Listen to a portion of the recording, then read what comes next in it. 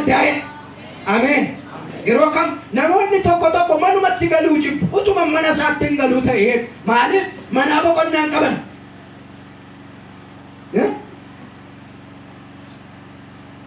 Mana kee boqonnaatu hin jiru. Mana qaban ittiin boqotan, gaa'ela qaban ittiin boqotan, hojii qaban ittiin boqotan, suuqii qaban ittiin boqotan, daldala qaban ittiin boqotan. Waaqayyo garuu wanta sii kenne waan ati itti boqottu sii kenne.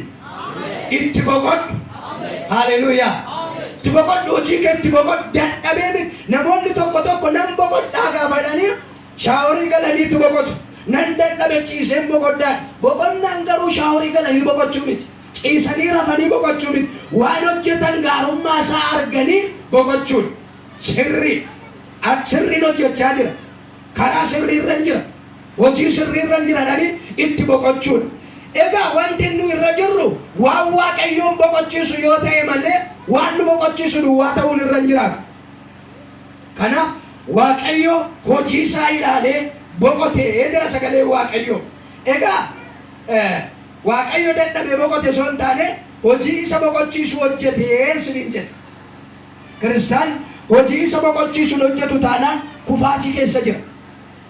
Namicha tokkotu yeroo tokko akkas naan jedhe. Yooman boqodha beektaa naan jedhe. Ishi yoon boqottaa jennaan waggaa keessatti nama 2-3 mana murtiin dhaabu taanaan hin boqodhu. Yeroon nama kasasu, yeroon nama rukutu, yeroon nama lolu nan boqodhaa jedhe. Boqonnaan isaa loluudha. Boqonnaan isaa kasasuudha. Boqonnaan isaa mana murtii dhaabachuudha. Waggaa keetti nama 2-3 mana murtiin dhaabu taanaan boqonnaan qabu. Kanaafuu galgala gaafa rafuu naman kasasuun barbaadan, naman loluun barbaadan. Maaliif suusii ta'eeraaf kissi, suusii ta'eeraaf lol, suusii ta'eeraaf Waaqayyo suusii akkasii haa cabsu. Namoonni tokko yeroo darbu dubbadheera. An waan baay'ee nan danda'a hillikiinuman hin danda'u. Nama akkas jedhamu beektani? Hillikiinuman danda'u. Gooftaan HIV itti nama fayyisee, kaansarii itti nama fayyisee, hillikii itti akkamitti nama fayyisa? Jijjiiramu jechuun isa kana dha baay'ee. Waan nu harka jiru nu harkaa lafa naqee. Ameen. Ani dhimman qabu garraamiin waa tokko hin beeku. Garuu hillikiinuman hin jaalladhu namoonni ishi gooftaa koo kan bakka gooftaan koriidarii keessa si haa kaa'atu. Biifee keessa ta'e bareenna ka Waaqayyo akkas taanaan. Nuyi jireenya nuyi Waaqayyoof jiraannu jireenya jijjiiramaati. Jireenya geeddaramuuti. Jireenya kiristaanummaati. Kanaaf jireenya boqonnaa qabu jiraachuun jireenya nagaadha. Yeroo tokko tajaajila deemeen luba tokko wajjin tajaajila dhaqeen lubni tokko akkas naan jedha. Birrii 2,500 nyaadhee tananii sorry.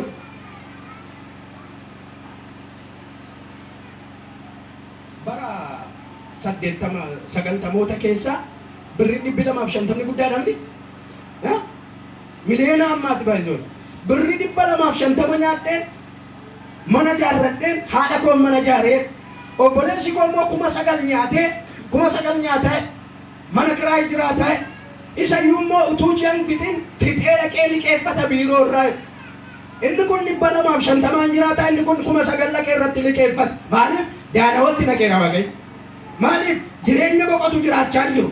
Waaqayyo jireenya kee keessa jira taanaan 200 si jiraachisa. Ameen. Warri kaan jireenya isaanii keessa Waaqayyoon jiru taanaan miliyoona 2 jiraatan lafatti naqan hin beekan, iddoo kaa'an hin beekan, lafuman birrii kaa'uu wallaalee namoonni tokko. Eessa akka inni dhaqu hin beeku. Maaliif jireenya kiristaanummaa jireenya eebbaati, jireenya boqonnaati, jireenya nagaati, jireenya haara galfiiti. Maaliif yoo jettan jireenya isaan boqochiisu jiraachuu hin danda'an warra akkasii. Jireenya saamamuu jiraatu, jireenya saamamuu, jireenya diigamuu, waan furata, waan gannaqaa jiraatan jiraatu. Jireenya jiraachuu hin danda'an. Inni kan biraan inni sadaffaan Waaqayyo guyyaa sanbataa kan inni jedhu hin eebbisee jedha guyyaa kana. Guyyaa itti eebbifaman, guyyaa nyaatanii.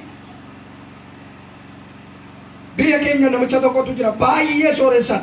Guyyaa sanbataa mana isaatti bunni duwwaatu dhamu, bunni hin tumamu, horiin hin hidhamu, Guyyaan sun manni isaa mana waaqeffannaati.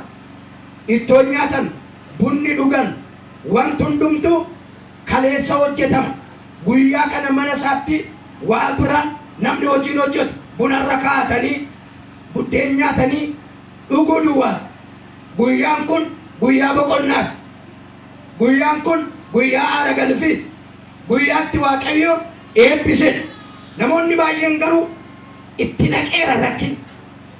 Hojiidhaa siniin jedhe hojiidha maalin godharee Waaqayyomatu jiraadhu hin galleef hiikti jireenya Waaqayyo wajjin jiraachuun hin galleef. Kan Waaqayyoof kenniiti Waaqayyo wajjin jira.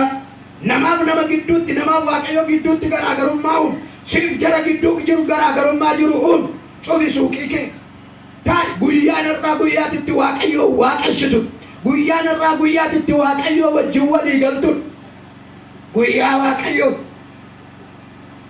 Yerootti Waaqayyo jireenya kee Waaqayyo wajjin walitti fiddee Waaqayyo wajjin jiraattudha. Inni shanaffaan jireenya adda bahe jiraachuudha. Jireenyi kiristaanummaa የተለየ ሕይወት jireenya adda bahe ila jireenya adda bahe warra kaan irraa waan ollaan godhurraa waan hiriyaan godhurraa waan naannoon godhurraa jireenya adda bahanii Waaqayyoof jiraatan jiraachuudha. Ganama isinitti meera nama gammachiisuuf jiraattu taanaan Waaqayyoon gammachiisuu hin dandeessan. Nama garaa ciibsuuf jiraattu taanaan Waaqayyoon garaa ciibsuu hin dandeessan. Sammuu namaa eeguuf jiraattu taanaan Waaqayyoon eeguu hin dandeessan. Nama kabajuuf jaallachuun akkuma jirutti ta'ee fedha Waaqayyoo jiraachuutu barbaachisaadha. Hojii ergamootaa boqonnaa 4 fudhattanii yeroo ilaaltan Phexros fa'a irratti ari'atamni ka'ee reebamanii hidhamanii tumamanii gaafa gadi ba'an ol waamanii Phexrosiif Yohaannisiin egaa ifama sinii gooneera isaalanaarra sinii darbineera lammata garuu maqaa kanaan maqaa biraa dha'uu dandeessu maqaa kanaan dubbattanii ennaan hin duutu jedhanii haal duree tokko malee akka jedhe Phexros kan namaa dhaga'uurra kan Waaqayyoo kan namaa dhaga'uurra kan Waaqayyoo dhaga'uun akka barbaachisu kan Waaqayyoo dhaga'uurra kan namaa dhaga'uun akka hin danda'amu jala mureetti beebee Phexros. Ameen. Kan namaa dhaga'uurra kan Waaqayyoo dhaga'uutu caalaa jedheen. Kabajni keessan akkuma jirutti ta'e ulfinni keessan akkuma jirutti ta'e Waaqayyoon dhaga'uutu caala. Yeroo Waaqayyoon dhageessan hin jiraattu. Yeroo Waaqayyoon dhageessan ija godhattu. Yeroo Waaqayyoon dhageessan hin milkooftu. Yeroo Waaqayyoon dhageessan jireenya moo'ichaa jiraattu. Kan immoo Waaqayyoof adda isin baasa. Kanaaf Waaqayyo Abrahaamiin gaafa waame seera uumamaa boqonnaa 12 lakkoofsa 1 irraa amma 2tti dubbiftan yaa Abrahaam bayii jedheen. Bayiin kun foon duwwaa miti yaadaan qalbiin ba'uudha. Maalan si godha sin eebbisaa jedheen. Eessaa bayi lammii kee yaa bayi waan isaan godhan keessaa bayi waan isaan haasa'an keessaa bayi mana Abrahaam faa keessaa yookaan mana abbaa Abrahaam mana Taaraan keessaa waaqa tolfamaatu nagadamu. Waaqa tolfamaa hojjetee qiqqirritee gurgura gabaatti baase manuma isaanii keessa waaqa tolfamaa jira. Manuma isaanii keessa waa ulfina Waaqayyoof hin taane jira. Kana dhiisii bayyadeen wanta walummakee wajjin Waaqayyo nama eebbisu jireenya walmak haasaa walmak dubbii walmak amala walmakee wajjin Waaqayyo waan nama eebbifneef adda bayi. Yeroo dibbaatu maalan si godha sin eebbisaa jedheen. Amma Abrahaam eebbifamuudhaaf ba'uutu sarra jiraata. Eessa biyya Uur keessaa gara yaada Waaqayyootti gara fedha Waaqayyootti. Haa ta'uyyuu malee Abrahaam abbaasaa lafasaa manasaa dhiisee ba'eera. Looxiin immoo fudhatee ba'e. Argitanii Looxi isa duukaa jira.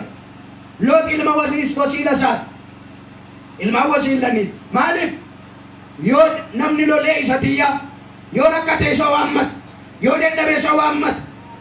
Amma Abrahaam dhimma Waaqayyoon qabu maaliif namni isaaf dirmatu jira kaa yoo lolame namni isaaf dirmatu yoo lolame kan ulee isarra qabu yoo inni iyye kan isa bira qabu yoo rakkate kan isa harka qabu jira dhimma Waaqayyoon qabu.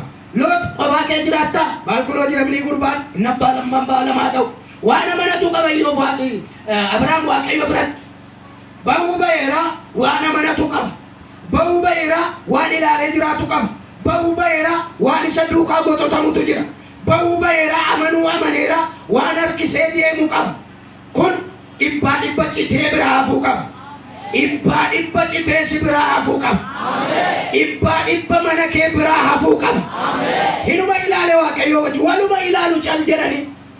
Waaqayyo sin raawwatu, Waaqayyo sin dubbatu. Boqonnaa 12 keessatti ba'e, boqonnaa 13 keessa gaafa ga'u qabeenyi isaa haadha manaarraa fudhatan warri Gibsi. Abrahaam bayeera utuma deemu kaaraan iddoo jedhamu ga'eetu kaaraan biyya beelaati midhaan hin jiru achi ga'ee Abrahaam mana namaa kosokkosee ijoollee eessa jira buddeen biyya kana hin jiru eessaan naqee nyaadhare tarii yoo Gibsitti gadi buute midhaan Gibsi hin jira kan baasee eenyutu isa fuudhee bahe inni immoo eenyuun gaafataa jira argitanii nama Waaqayyo fuudhee baheetu nama gaafataa jira. Waaqayyo wajjin ba'anii namatti deebi'u Waaqayyo namaa oolchu. Ilaa Waaqayyo Abrahaamiin akka nama laaltee jiraatta otoo hin taane na ilaaltee jiraattaa jedheen na ilaaltee baatee galtaa jedheen natu si jiraachisaa jedheen sin eebbisaa jedheen namichi garuu gaafa ba'u wanti isa duukaa harkifamu waan jiru Waaqayyo waan danqe waan jiru Looti isa duukaa waan jiru callumadee isa laaluu jalqabe. Talitti Waaqayyo wayiif callumadee nu ilaala. Jedhaa ol barri keenya maaliif ta'e bara baarsaa'in faarfannaadhuma ta'eetu na malee waan isaa waan inni akkas ta'e beekuutu nurra jiraata. We have to search. Maal rakkinni kee maal cabni kee maal miidhamni kee maaf rakkan qilleensi kee atmosferiin kee lafti kee namni kee maali paaswoordii isaa diigan maali rakkinni isaa moo Waaqayyotti jiraachuu keenya jiru. Abrahaamiin callumadee ilaale Waaqayyo waan gototatee deemu waan qabu waan gatuu qabu waan qabu waan Waaqayyo callumadee fi namichi Waaqayyo fuudhee manaa baas nama gaafachuu jalqabe nama qorachuu jalqabe. Akkas jedhaniin dhugaanuma isaatti baasanii yoo Gibsiin natte buddeen hin nyaatta garuu haadha manaa namarraa fudhatu jala. Saaraan immoo baay'ee bareeddi. Ilaalaa gaa nama Waaqayyo fuudhee bahe amma waaqa dhabamoo haadha manaa dhabamoo buddeen dhaba namichi kun waa sadi gara inni itti godhuun beeku. Amma gaazii artiitti galagaleetu Saaraa hidhennaan an buddeen malee hin jiraadhu ergaa yeroo achi geessu obboleettii isaatii jedhi malee haadha manaa isaatii hin jedhin jedhee yoo haadha manaatii ta'e maal godhu hin ajjeesu. Dhaqanii Gibsitti gadi bu'anii isheen kun immoo eessa jennaan obboleettii kooti utuu manni murtiin hiikin lafa onaa irratti hiikee Abrahaam arga diigamuuf isa fuudhee hin baane Waaqayyo harca'uuf isa fuudhee hin baane Waaqayyo akka inni garatti godhu wallaaluuf fuudhee hin baane Waaqayyo waan gototatee bahe waan qabuuf malee kanaafu hin hiike gaa